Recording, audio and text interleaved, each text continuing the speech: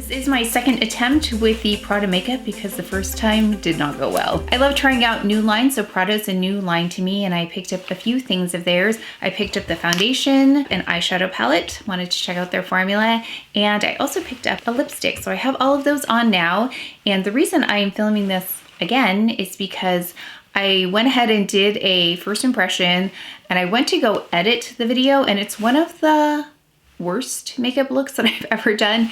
And if you've been here before, you know I can usually make something work. Even if it's not the most user-friendly palette or the most user-friendly colors, I can usually get it to work. When I looked back on this video, I thought this did not work at all. So I thought, let me give this another chance because there were a few factors in this get ready with me that I think maybe threw it off. So let's go ahead to that get ready with me so you can see that very first time, and then we'll talk about this. So I got the foundation here. Maybe I'll do half with primer and half without. It doesn't call for primer, but I thought we could at least try. Just have a little bit of the Chantecaille lip potion here.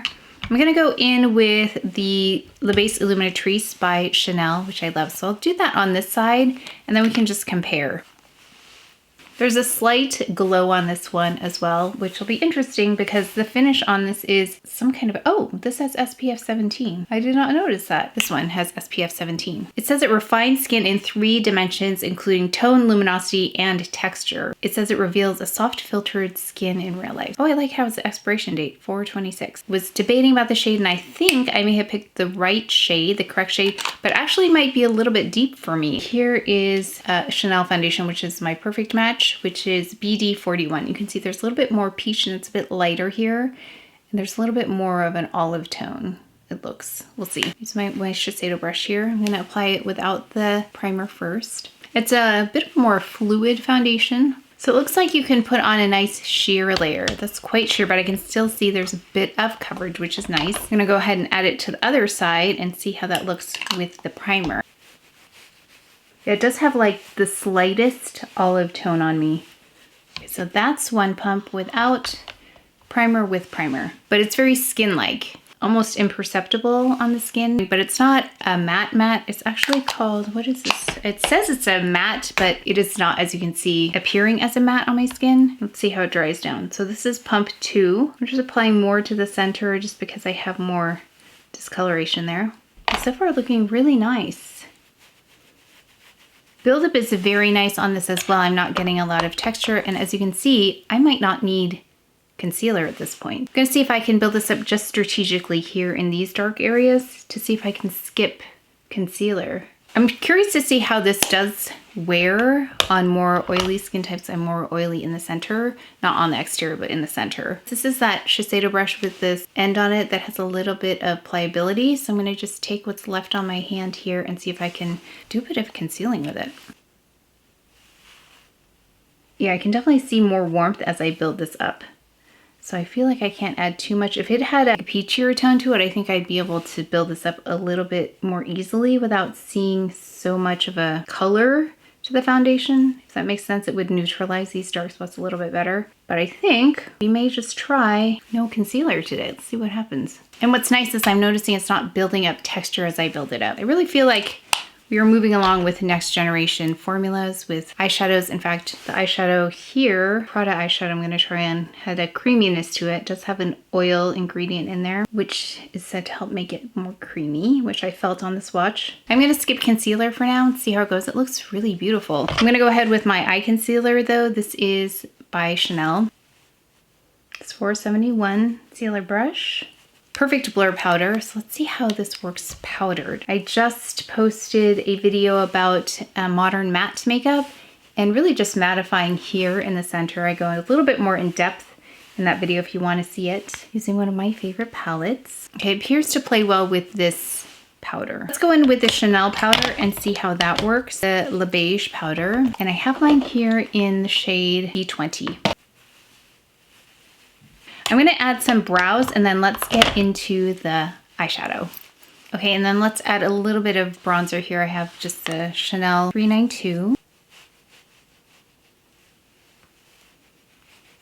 So I just purchased the refill, which I'm glad they have. Typically, if I like a formula, I'll buy all of the different palettes. So I don't want to have a bunch of different cases if I just am trying out the palettes. I really appreciate that they offered refills at the onset. Sometimes companies only offer the cases first and then come out with refills. I'm just going in with a REPHR number 15 brush here in this middle shade. I'm going to go over the eye, all over the eyelid. Let's see if I need a primer or not. I have a feeling because of the creaminess, I won't need one. Oh wow, that's really nice. This is really pretty. So it definitely has that creaminess to it. It goes on very seamlessly, blends really easily. I don't think I need a primer here. I love that for a one and done. I thought this was actually going to be a little bit more peach, which I'm glad it's not. Peach is not my favorite shade. Although I did order the rest of the Hermes palettes if you want to see those, and I think there's peach and pink. So come back for that if you like the Hermes palettes. You can use this deepest shade here as an eyeliner, so let's do that. I just have a REPHR number 29. I'm gonna go right along the lash line. It said you could intensify with water as well, but let's just do this. This was a little bit more sheer than I had expected, actually.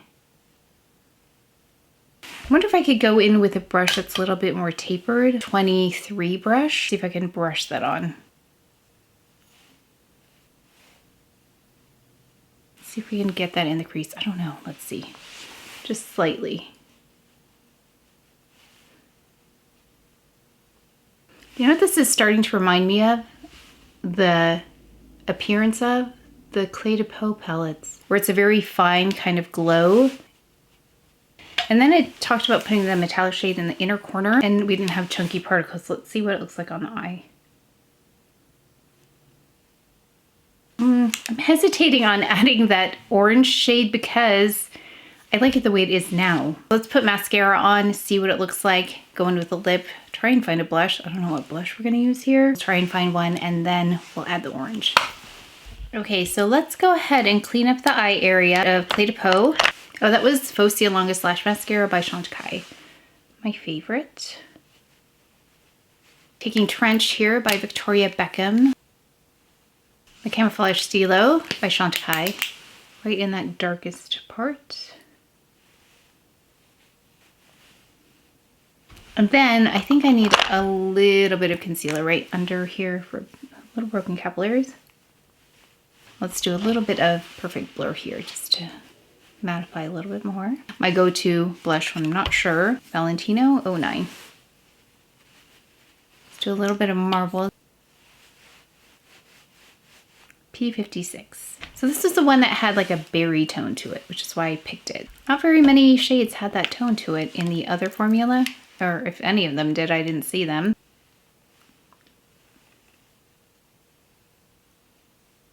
I think that's not coming off as super matte because I had some of the lip potion on. Let me figure out something with my hair and then we'll add that other shade, the orange shade. Went ahead and took a little tissue and went like this so I could get the excess moisture off. And I'm gonna go ahead with this again just so we can see really what that matte looks like. It does feel hydrating, but I have a couple of dry patches. I think you can see it. A couple of dry patches it's clinging to. Definitely looks deeper there, but it is hydrating. I just see that it's clinging to those patches. Yeah, I prefer this a bit more sheer on me, so let me sheer it out a little bit on the bottom especially. Powder here a minute, I think. Now let's go ahead and try a little bit of that orange shade. I'm really curious about it. So it said to add a shade right here to the outer corners. Let's see. I've got that color here. This is not a shade I would normally use, but I thought let's try and see how it goes. Thought it would be really bright.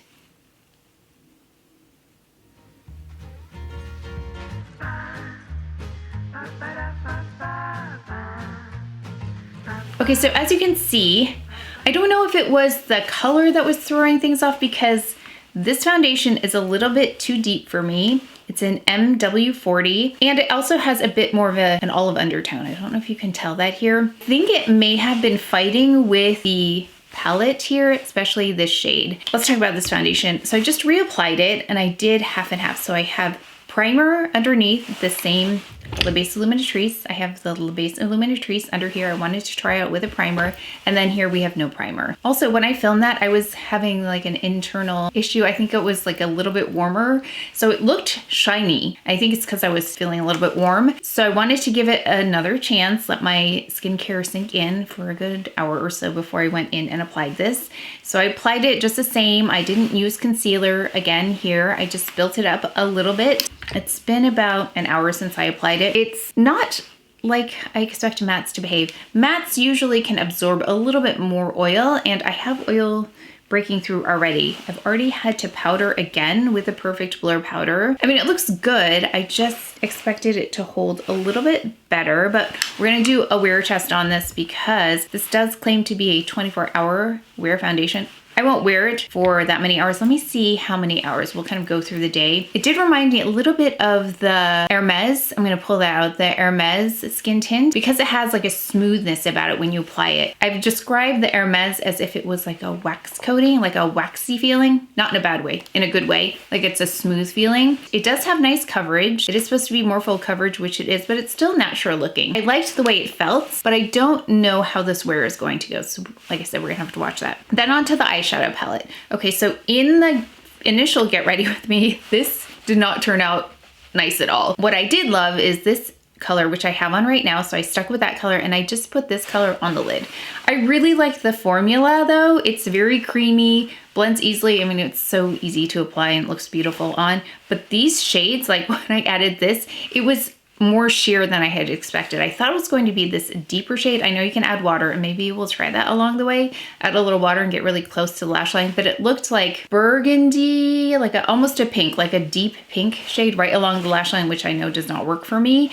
So I think I looked a little ill. And then adding this shade along with it, it looked okay in person, but on camera, I think the colors were just fighting. Did not love it. I skipped these two for now. This is how I prefer it, just those two. So I don't know if it's worth it already to buy a palette with 4 shades if I'm only going to use 2 of them. Let me know what you think, and then we'll see wear time as well. We'll see if we get any creasing or anything like that. I did not prime. I just took the excess eye concealer and went over that. See, look, I'm already looking a little shiny, aren't I? Even with the Perfect Blur powder, which is usually pretty good about keeping things a little bit more or less shiny. When I applied the lipstick, I also had some dry patches, and I think I applied it once and then another time, and it just looked like not great. So if you have dry patches, I would be very cautious when applying something, especially like this, which is not a new thing for matte lipsticks. I exfoliated and then didn't have as much of a hydration on there. I think it was a little too much hydration at one point. So it has to be hydrated, but just enough, not too much so that's gonna be slippery. And the color is pretty. We're gonna see wear time on that. It's comfortable, not as comfortable as something like the Lisa Eldridge.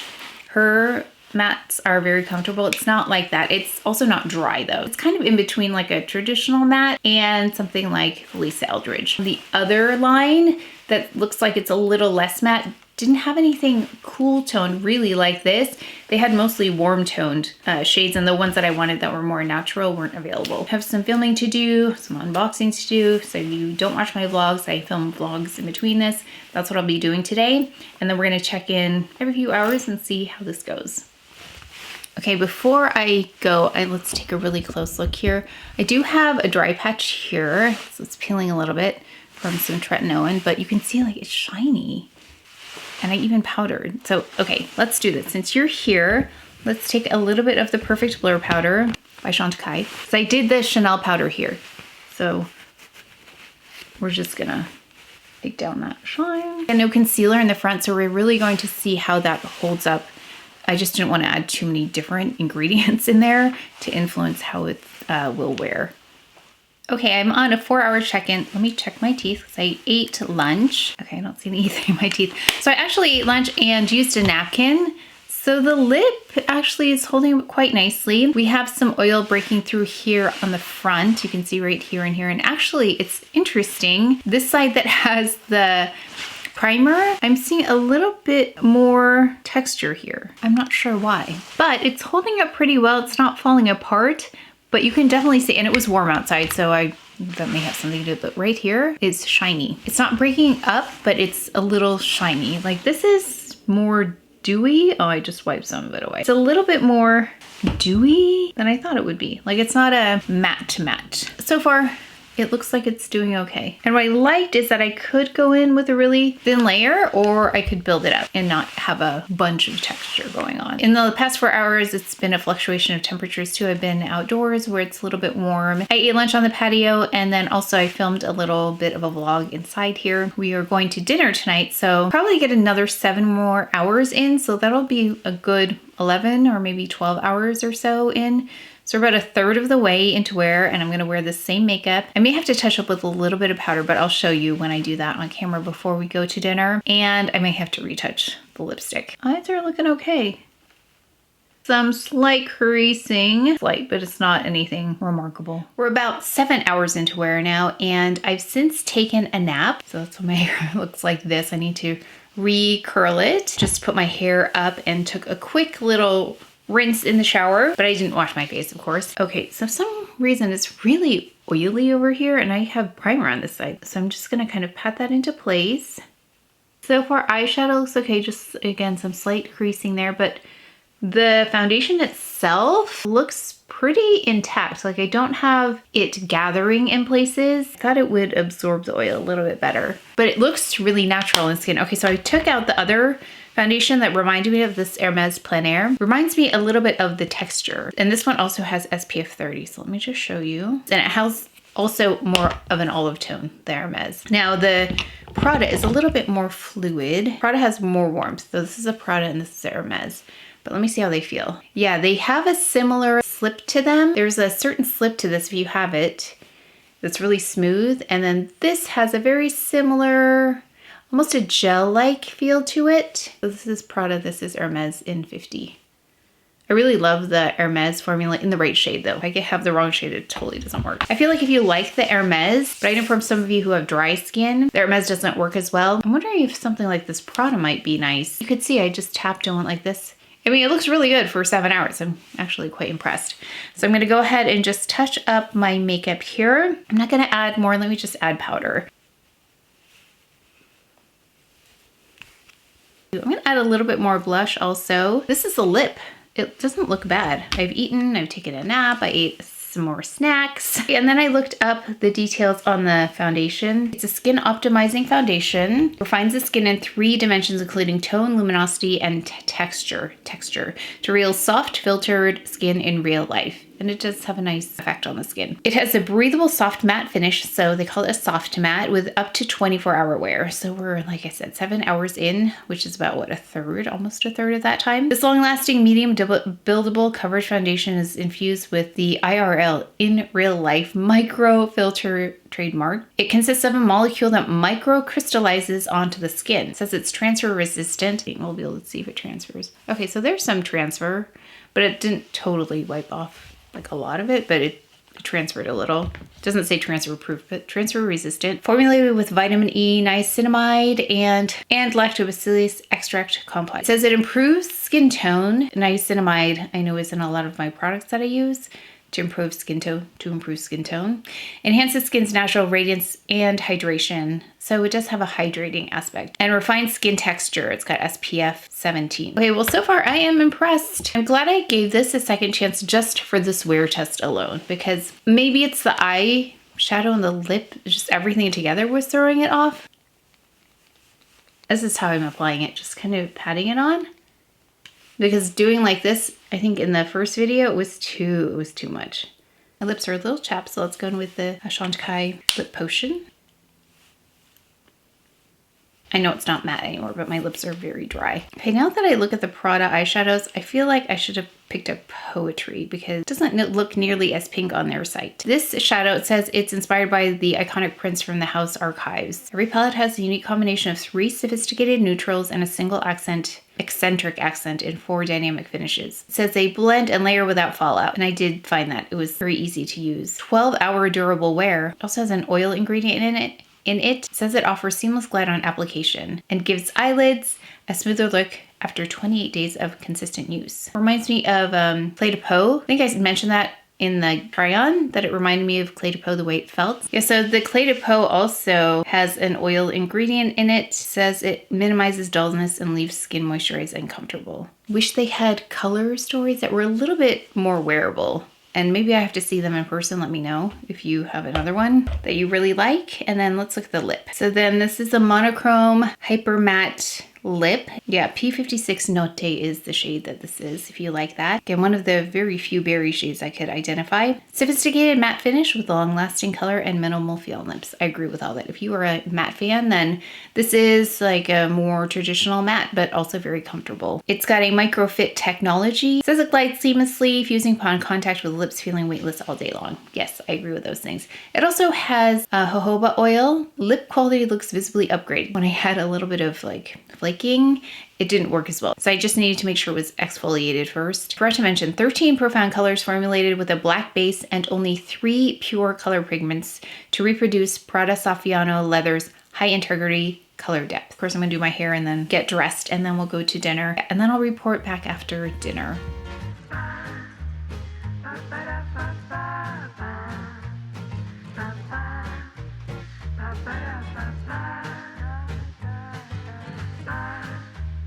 Okay, we just came back from dinner. I ate. I did bring a little of the Bourbon Rose by Chantecaille, the lip sheet, because I just needed to hydrate. So there's a little bit of that color left. Had some gelato. Been about 11 hours. So we've got a good 11-hour wear test here. Let me just take a look, see how we're doing. So I put some glasses on. You can see it kind of gathered. It's so strange. I'm definitely more oily here with that primer.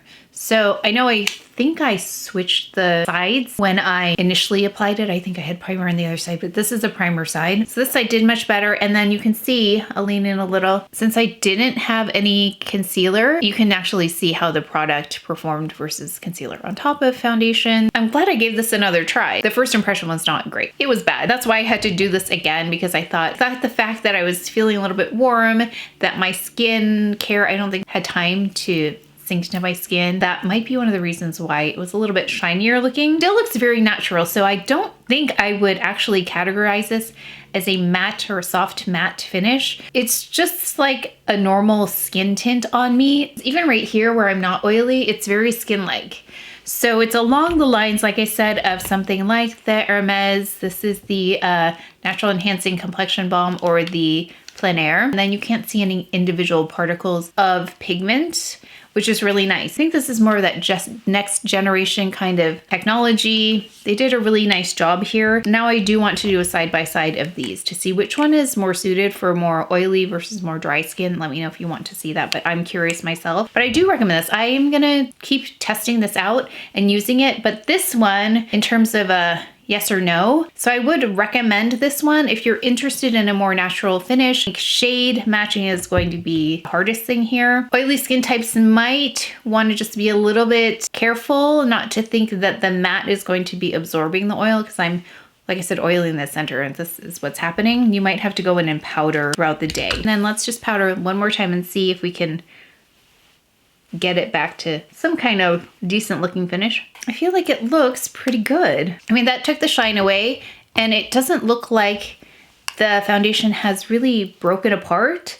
It stayed in place. I don't see particles. I mean, it doesn't perform as well as something like this, the Chantecaille Future Skin Cushion. I think this really stays in place really well. And I don't have issues with all the oil breaking through. Oil is definitely breaking through here, but it's not dismantling the foundation, which can happen with oily skin. You can definitely see when foundation starts to kind of gather in places, like it pulls apart and then it gathers. I'm not seeing that. It's not settling into pores, which is really good because I can't say that for a lot of foundations over a long period of time. I would recommend this if you wanted to try it, but just skin type wise, just know your skin though. So for drier skin types, it was almost hydrating, I'm gonna say here, compared to other foundations that are categorized as matte. Next, talk about the eyeshadow. It wore well. I think it was a 12-hour wear. Okay, so now I see it creasing now with the shimmery bits here.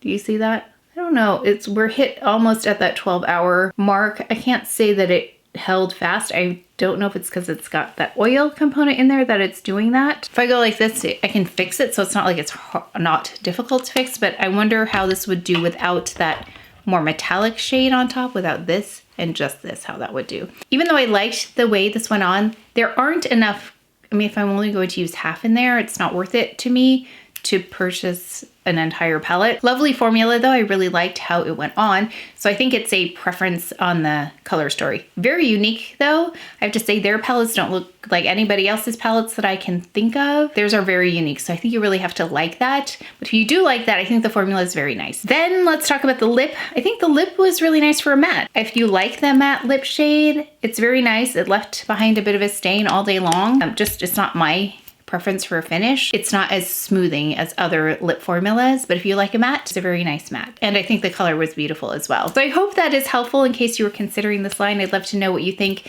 If you tried it for a long amount of time, please leave your skin type as well, if it was successful or not for you, because I think that's going to be a huge factor. But that is it for today's video. So please take care of each other, stay well. If you enjoyed this video, if you learned something, please give it a thumbs up, subscribe, and I will see you next time.